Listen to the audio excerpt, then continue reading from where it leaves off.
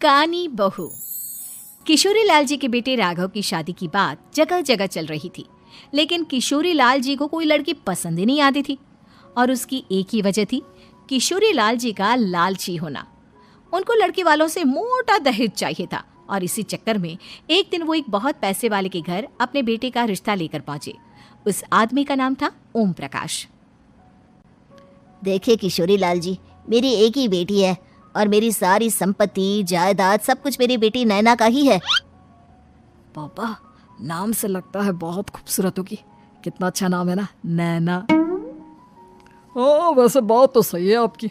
अब इतना पैसा है, जमीन जायदाद है, इकलौती बेटी, आप भी क्या करेंगे? सब कुछ उसे ही देंगे ना। बिल्कुल ठीक पहचाना आपने। बस बेटी की शादी और सारी जायदाद उसके नाम। पापा, बिना देखे हाँ कर दीजिए ना। इतना अच्छा रिश्ता फिर कहाँ मिलेगा?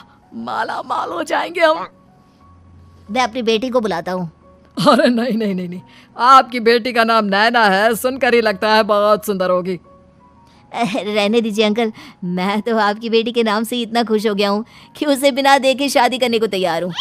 अब तो मैं उसका चेहरा सीधे शादी के बाद ही देखूंगा। और इस तरह राघव नैना का चेहरा नहीं देखता और उससे शादी कर लेता है। शादी के बाद अपनी सुहाग रात पर जब राघव नैना का घूंघट उठाकर देखता है तो नैना की आंखें बंद थी।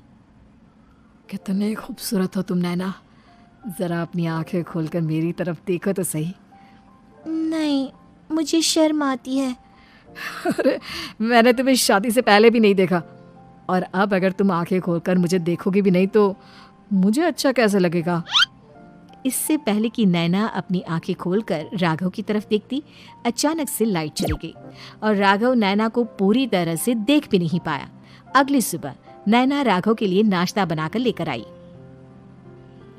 अरे ये क्या, आधा पराठा सेका हुआ है और आधा बिल्कुल कच्चा। ये तुमने क्या किया नैना? बहू, तुमने क्या आधा पराठा तवे से नीचे लटका कर रखा था, जो आधा सेका है और आधा कच्चा? मुझे जितना दिखेगा उतना ही तो सीखूंगी ना पापा जी। जहाँ जहाँ मुझे नजर आ रहा था वहाँ मैंने सीख लिया, जहाँ जहाँ नहीं दिखा वहाँ कच्चा रह गया होगा। इसका क्या मतलब है? ये कैसा मजाक कर रही है तुम? अरे बहू, तुमने इतना लंबा घूंघट क्यों लगाया हुआ है? देखो, हमारे घर में बहुओं को बेटी की तरह रखा जाता है, और फिर तुम तो इतना सारा माल लेकर आई हो।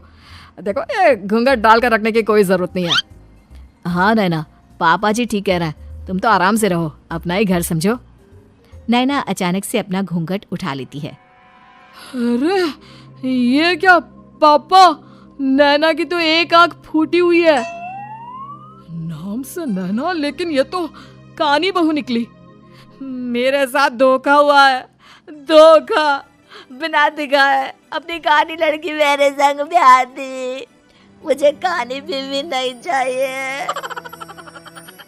मुझे अभी ओम प्रकाश जी से बात करनी पड़ेगी। आखिर उन्होंने मेरे साथ ऐसा किया क्यों? अरे, आप लोगों ने ही तो पापा से कहा था कि आप लोग शादी से पहले मुझे देखना नहीं चाहते। अब मेरे पापा पर क्यों इल्जाम लगा रहे हैं? अरे लेकिन उन्हें बताना तो चाहिए था ना कि तुम कानी हो, एक आंख से तुम्हें दिखाई नहीं देता। किशोरी लाल और राघव नाराज होकर ओम प्रकाश को अपने घर बुलाते हैं। पापा जी, ये आपने क्या किया? शादी से पहले बताया क्यों नहीं कि नैना की आंखों में परेशानी है? अरे, आप ही ने तो लड़की देखने से मना कर दिया था। अरे लेकिन आप बता तो सकते थे। आपको तो हमारी बेटी की प्रॉपर्टी चाहिए थी, वो भी पूरी की पूरी। अब क्या हुआ अगर उसे आधा दिखाई देता है? प्रॉपर्टी तो आपको पूरी मिल गई ना। अरे ये क्या बात हुई? मेरी शादी प्रॉपर्टी से नहीं, आपकी बेटी से हुई है। अब ये तो पहले सोचना चाहिए था, तब तो मेरी प्रॉपर्टी देखकर तुम्हारी जुबान लप लपा रही थी। लेकिन मैं कानी लड़की को अपनी बीवी बनाकर नहीं रख सकता। पापा, कुछ करिए ना आप। हाँ, करता हूँ। देखिए ओम प्रकाश जी, आप हमारे साथ ऐसा नहीं कर सकते। और तुम देखो, अगर तुमने मेरी बेटी से शादी तोड़ी ना, तो जो भी प्रॉपर्टी मैंने तुम्हें दी है वो तो पूरी की पूरी वापस ले ही लूंगा, और आधी प्रॉपर्टी तुम्हारी भी लूंगा। अरे, मेरी आधी प्रॉपर्टी भला क्यों लेंगे आप? इसलिए क्योंकि मेरी बेटी को आधा नजर आता है और उसकी नजर अभी तक तुम्हारी आधी जायदाद पर ही पड़ी है। अब तुम उसे घर से निकालोगे तो कुछ तो लेकर जाएगी ना। और अगर हम आपकी बेटी को अपने घर की बहू बनाकर रखे तो? तो तुम्हारी पूरी प्रॉपर्टी तुम्हारी ही रहेगी, और जो मैंने तुम्हें दिया है ना उसमें से बस मैं आधा लेकर जाऊंगा। अरे लेकिन अब आप अपनी दी हुई प्रॉपर्टी में से आधी वापस क्यों लेकर जाएंगे? अगर मैं आपकी बेटी को अपनी पत्नी बनाकर रखने को तैयार हूं तो। इसलिए ताकि भविष्य में अगर तुम मेरी बेटी को धोखा दो तो उसके पास कुछ तो रहे जो पति का हो। वैसे मेरे पास तो बहुत कुछ है, लेकिन अपने पति की कोई निशानी तो उसके पास होनी चाहिए ना। अब अगर तुमने मेरी बेटी को कानी कहा तो तुम्हें प्रॉपर्टी भी कानी ही मिलेगी, पूरी नहीं। जमाए राजा। किशोरी लाल और राघव समझ चुके थे कि वो बुरी तरह फंस चुके हैं और अब उनके पास वहां से निकलने का कोई चारा नहीं है। अब समझ में आया ना, लालच बुरी बला होती है। एक तो तुम्हें प्रॉपर्टी मिली, ऊपर से बीवी मिली, उसमें तुम्हें नखरे भी दिखाने हैं। आए बड़े, चुपचाप बैठो दोनों। कुछ दिनों के बाद नैना राघव की कार लेकर बाजार घूमने निकलती है और जब कार लेकर वापस आती है, ये क्या? एक तरफ से मेरी गाड़ी पूरी खराब हो चुकी है।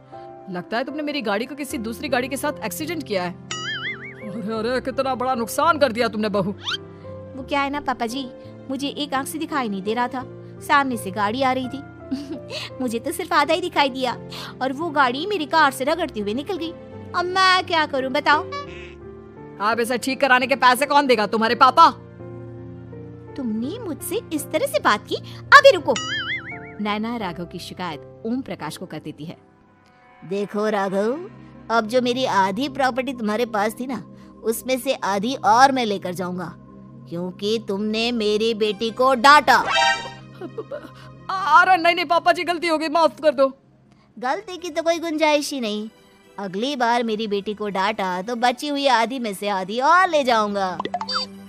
लालच के चक्कर में हम दोनों ने बहुत बड़ी गलती कर दी बेटा। एक तो तुम्हें कानी बहू मिली और ऊपर से जो माल मिला वो भी काना। इस तरह राघव की हर एक गलती पर ओम प्रकाश उसकी प्रॉपर्टी का आधा आधा हिस्सा लेकर अपना सारा माल वापस ले गया और राघव को कानी बीवी से काम चलाना पड़ा। भाई लालच वाकई में बुरी बला है।